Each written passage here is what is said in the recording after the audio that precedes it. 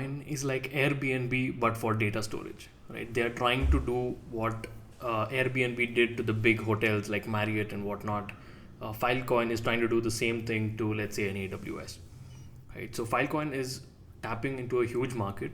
Data storage is about $180 billion market, and are they positioned well enough to be the best token out there to take over this market? Well, we'll try and analyze that today. We look at four things, right? What's great? What are my concerns? What are the risks? And what should you really be doing? Well, let's start with this, right? Now, Filecoin is solving a real problem, right? So that's great. They are solving a real problem. What's the real problem? The problem is that there is a huge concentration risk today. If you take AWS, for instance, AWS alone corners about 35% of the market. And then there is Google storage and so on. Right? And then it is centralized and expensive. There are very few players who are controlling everything. When AWS goes down, you can have pretty much half the world's apps and whatever you're using going down, right? So if at all that does happen, so it's very centralized, plus it's expensive. That's the problem that Filecoin is taking head on, and they are trying to solve it. And they have an impressive lineup of team and investors to do that. Right? Let me try and show you that. If you look at the team, right now, the team, or the founder of Protocol Labs, he is somebody who was the inventor of interplanetary file system. Now, this is the protocol that makes the web faster. It is the protocol that that the decentralized web is sort of using today. And he also created Filecoin. So he's the inventor of Filecoin, because he felt just interplanetary file system is not enough. You need to incentivize people economically, and that's where Filecoin really comes into place, right? And today it has grown from an open source movement to something like Filecoin, which is which is making sure that people are incentivized to provide storage, and people are buying them. So he studied computer science at Stanford, so a good number of interesting things on his resume. He's an extremely accomplished person to handle something like this. In addition to that, if we look at the investors, you have a number of investors, both individuals as well as large organizations, who bring in both the capital as well as strategic importance to the team. Now, these guys combined have invested, I believe, more than $200 million. So that's an enormous amount of capital that is sitting with Filecoin. So Filecoin is not short of money, that's for sure. Then they are low cost by a large margin, right? So if you go to the cost, right, you'll see that today on let's say Amazon, for instance, Amazon Web Services, you would pay roughly about $24 a year, whereas for the same amount of storage you would pay less than $1 on Filecoin, right? So they are low cost by a humongous margin, and they have close to 5k storage providers already. If you go down to the filerep.io, you will see the number of storage, the storages that are available around the world. Storage providers are available around the world. There are over 483 pages, 10 on each page. That's roughly 4,800 odd service providers. It's inching towards 5,000. I'll show you the graph of the increase in data storage capacity as well. It has tremendously increased in the last 1 year. So all this is amazing, right? They are doing phenomenally well. Just launched over a year ago maybe, and so far so good. But there are some concerns, right? And what are those concerns? Well, for me, the main concern, at least one concern that I have, is country concentration. Well, they're trying to move away from concentration by corporates to now there is a bit of a country concentration, right? Let me show you that. If you were to tap into Asia, right, and most of these guys are actually sitting in Asia. Only about 50% of these 4,800 odd have a storage location mentioned, and of that 156 are already, or 156,500 odd are already sitting in Asia, right? So that means more than close to 30%, I believe, 25 to 30% are sitting in Asia, and of the unknown, I believe many of them are sitting also in Asia, right? So what is the reason for this Asia concentration? Is there something like really happening there? Yes, there is. I found this interesting thing. If you go down to Now, let's say if you go down to this article that I found, it's linked in the description. It says Filecoin is booming in China, right? In fact, I also found that on Waze ratings, where if you look at the top exchanges where Filecoin is really traded, about 45% is happening in Gate.io, and this is a popular exchange in China, right? So a lot of trading is happening on Gate.io, 45%. And if you consider Huobi and a few others, that means over 50% of the trading is actually happening in China. there is huge amount of interest in China for this particular crypto. Right? So why is that? Well, it's because indirectly, right, somebody close to the matter told this particular website Decrypt that Chinese officials have encouraged Filecoin mining because it is decentralized cloud storage and it fits the Chinese agenda to build their own internet infrastructure as a defense mechanism, for the ongoing tech cold war. That makes sense, right? For a country, you need to protect, like what the US recently did. They switched off, let's say, GPS for Russia, or they're able to switch off, let's say, Google for Russia, right? Well, that's good or bad is up to is open for discussion. But as a country, you definitely want to protect yourself from doing that, and that's what I believe even China is probably thinking, and it aligns with what they are thinking. So it makes sense that a lot of companies, like if you look at this Filecoin mining, including Xinjiang, which invested nearly 100 million in Filecoin miners, and there's another company as well which spent about $12 million on Filecoin mining partnerships. In fact, it is so popular that the people are giving Filecoin as presents in Chinese weddings. Right? And Filecoin advertisements are all over in subway stations in China. So it's very interesting that there is a concentration, and that's because the Chinese are taking this as an advantage for their national aim. Right? So it's highly possible that there's a contradiction. Is that a concern? I don't know, but maybe it's a concern. Then, if we look at let's say ROI, right? So I went over to this website, also linked in the description. If you look at the ROI, the annual ROI for a storage provider is about 11.21%, only considering the capex cost, which means the cost of buying this equipment that you need to set up a data storage center. So 11.21%. This I don't think is including the other costs such as manpower to maintain this and so on. So this does not seem a lot, right? So the profits today at least aren't so great.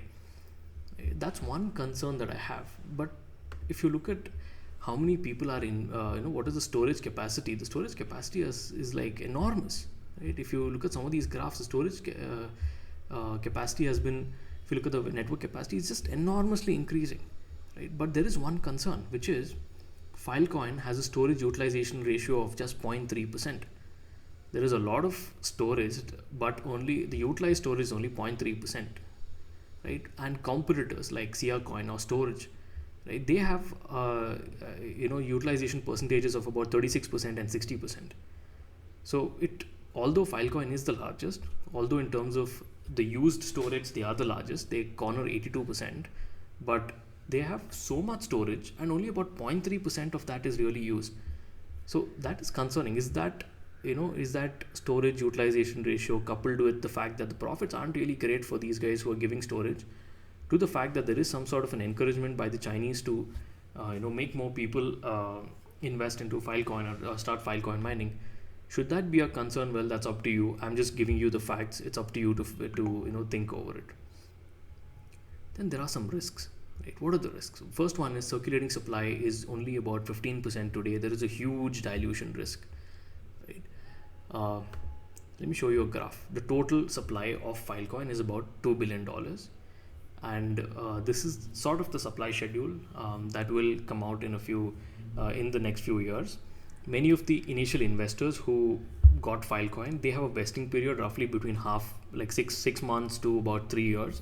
So many of their vesting terms will end next year or the year after that. Right? That's the interesting thing. Now, what you need to note here is from year 0, which was last year, to year 2, which is next year. Right? You're going from today. It's roughly about 200 or 300 million coins. You're going to about 500 million coins. And from there, 2 years later, you're almost at, something around 1 billion coins. That's roughly 50% of the circulation. So an enormous 700 million coins or 600 million coins will come out into circulation in the next 2 to 3 years. If that happens, it will happen. And when that happens, that is the volume to which you will get diluted. Right? Because circulating supply is increasing, the price will not proportionately increase unless the demand is going to increase as much. So this is something that you need to be careful of, especially if you're thinking of investing somewhere between now or next year, because you have a high chance of dilution. Now, typically after that 50% mark, for it to reach another equivalent, let's say 800 million kind of circulation to come out, it'll take a good 10 years. So dilution risk is sort of lesser after 4 years. That means after, let's say, 2025, dilution risk is lesser, but for the next 2 years, dilution risk is enormous. So keep that in mind. Ratings are not really encouraging. That's the next risk that I'm looking at. If you go to baseline.io, they give you ratings aggregated from various places. Blockonomy is the only one that gave it a 76. Waze gave it a 20. Right? Sir Live gave it 50. Token Insight gave it 60, 69, etc. So there is this huge difference of opinion between Waze and Blockonomy. So that is something that you need to be careful of, that people are not uniform or unanimous in their rating, and most of them are giving it subpar rating, right? None of them are in the green except for one. Competitors are rated higher, right? If you go by the base rating, you'll see that Filecoin is rated like an E+, right? Whereas a SIA or a storage is rated much higher. And these are smaller competitors, yet they are rated much higher. So that's of concern, certainly.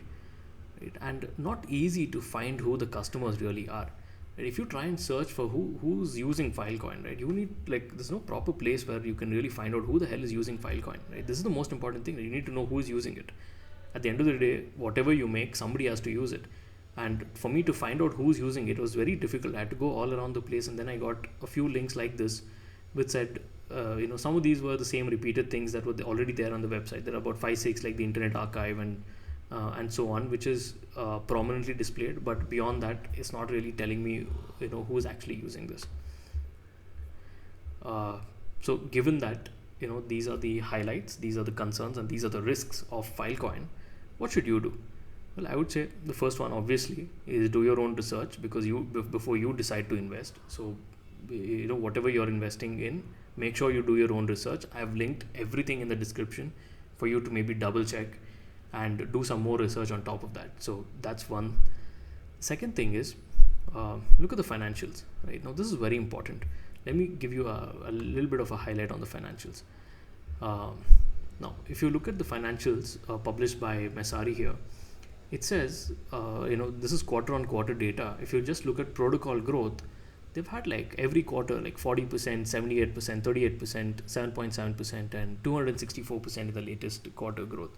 Despite the fact that the market is down, protocol revenue, if you consider in terms of Filecoin, it is definitely increasing. If you consider it, of course, in terms of US dollar, it is, you'll see some negative numbers here, like minus 89%, minus 47%, minus 80%, and so on. But don't go by this, because Filecoin revenue prices can rise up, and if that happens, then these numbers will change. I would say go by protocol revenue, because you are paying for storage in terms of Filecoin. That means if more people are using it, more people are paying in terms of Filecoin. So just go by this. You'll see that it is tremendously increasing. Except for these couple of months, it is on the upward trajectory, and that's something that you need to look out for.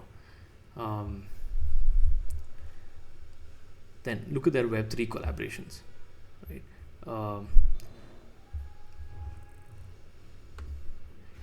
If you go down to their website, they're saying they have a collaboration with Ethereum, Polygon, Near, Hedera, Hgraph, Flow, etc. So that many of the developers on those projects can use Filecoin as a decentralized storage. Right? So if that happens, more people will come in, that increase in demand, and if demand increases, Filecoin price will automatically rise up. So look at those collaborations, keep a close eye on them. Even Chainlink, I believe, is collaborating with them. So keep a very close eye on these collaborations. And the last, I would say, consider a basket of cryptos, including the competitors. Right? If you think of Filecoin as an independent entity, there's a high risk that it might fail. Right? But if you want to deleverage that risk, then maybe spread that risk across, let's say, a basket, SIA coin and storage and so on. I'll try and analyze some of those other coins in the coming days, but look at all the competitors, Arweave, etc., and maybe a basket of these 4-5 coins that are all in the decentralized storage space. That would help you, de-risk yourself. If one fails, there might be something else that might succeed. So overall, net your portfolio might grow. So do consider that.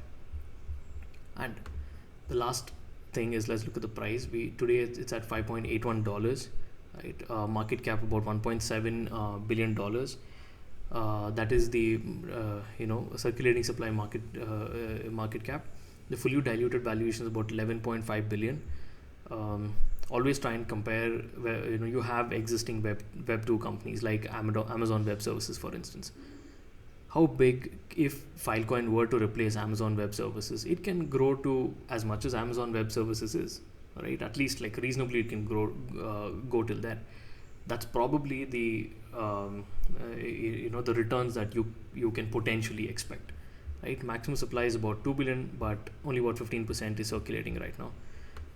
What is interesting for me is this, that from its all-time high last year, it has dropped by about 97.5%.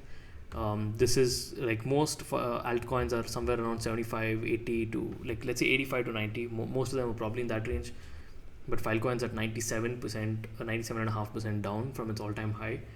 So that's pretty interesting. If you're considering investing in it, then I don't think it can go down further from there.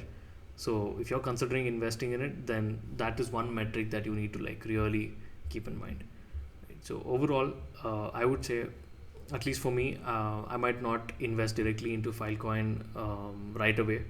I want to wait for the dilution to happen. I want to wait for more coins to come out in circulation, and only after that I might think of investing. If you like this video, then do subscribe to the channel, tell your friends about it, and welcome to the Wave Crypto Club.